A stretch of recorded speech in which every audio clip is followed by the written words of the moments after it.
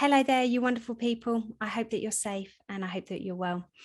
I've continued with the theme of bullying. Obviously, November, we have Anti-Bullying Week. And in this video, I would like to discuss with Lucy here about how it is if we kind of adapt the role of becoming a bully. So, Lucy, hello there. Hi. Hello. So Lucy, again, is from Bullies Out, fantastic charity. And I'm hoping that Lucy will be able to tell us a bit more about Bullies Out throughout the video as well. So Lucy, how would you best describe a bully? So I think it can be dangerous to label somebody a bully because if we think about, especially in our younger demographic, if we think about key stage 1, key stage 2, if we think about labeling somebody a bully at that age, think about what we're saying to them. And, will their behavior almost mirror the label that we then place on them? So I think a better way of looking at it is identifying that there are types of bullying behavior that someone can display. And where bullying is concerned, there tends to be 4 main types. There tends to be the physical, there tends to be the verbal, there tends to be the emotional or the indirect, as we would call it. And then there's the online or the cyber side of it as well. If someone is displaying bullying behavior, where it can be a struggle for teachers and for parents is that they might often suffer from being bullied themselves, perhaps as a result of their actions. So a really straightforward example might be if you had 4 children in a playground all playing a game, and one of the children pushes over 3 of them, and that happens quite regularly. And in the end, the 3 that child is pushing over get fed up of being pushed over, and they say, we're going to go and play something else and leave you out. And so they go off and they play their game. Now, the person who's been physically bullying those 3 children for the last week, 2 weeks, month, at this point feels they've been excluded and left out. Now, exclusion is also a form of bullying. So it may well be that the first thing their parents hear when they go home that evening is, my friends left me out and wouldn't play with me. So immediately the parent thinks, oh my goodness, my poor child, they're being bullied. And they might not know what's led up to that. So for teachers, that might be the first phone call they get about it, which is why we emphasize to parents and to teachers how important it is to work together on things. Because, we know ourselves, someone might not be lying, but we all have our own version of the truth based on our outlook on it, our feelings, our own personal situation at the time. And somewhere in the middle of everyone else's versions of events is probably what actually happened. And so by working together, we can piece it all together and try and get to the bottom of it. So is there any particular reason that somebody may display bullying behavior? I mean, I'd be here a long time if we were talking about why people bully, because obviously we are all unique and there are so many differing reasons.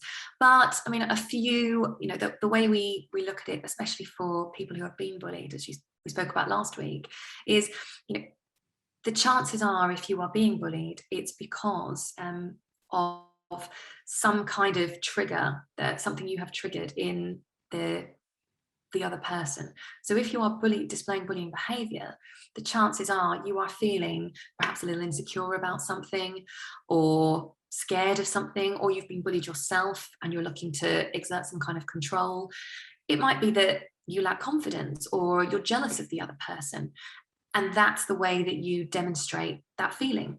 Because, we talk a lot about our emotional, a lot of the words we're using, guilt, anxiety, jealousy, those are all quite deep feelings. And a lot of us, especially when we're younger, we might not be able to describe those terribly well. We might not know what that feeling is. And so it can bubble up inside us and fester and maybe come out in different ways. Equally, it could be that we just haven't been taught particularly good communication strategies or coping mechanisms to deal with those feelings. And so we look a lot at, talking to parents and teachers about sort of early indicators and how they can make an early intervention and help somebody and support them through if they are displaying those sorts of behaviours.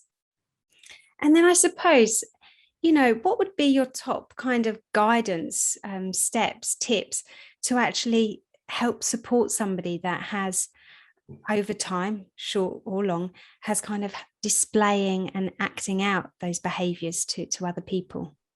So if you're watching this today and you're sat thinking, oh goodness, do I do that to somebody else? You're not alone. And actually the fact that you're recognizing that is a really big step. And so, get in touch. We can help support you through. We have, our mentors online service. It's to support everybody involved in the bullying cycle. We want to support you. We want to help you to change your behavior. It can be done quite easily. We just need to work together. You need to perhaps tell a teacher or tell a parent, and they'll get you the help and support you need. Because if we don't change it, the chances are you may well struggle as you go further down the line with your education, in the workplace. So surely it's better to make changes to that behaviour now, and they'll last you your whole life. That is so true. That is so true. And I always think about when it comes to ourselves and looking after ourselves, we have to constantly make that effort to be the best version of ourselves, which is exactly what you're saying. Lucy, I am so grateful for your time and your support with my work, and I know myself supporting Bullies Out. I always ask whenever I collaborate with somebody, I always ask them, what advice would you give to your 16-year-old self? So there's a question for you.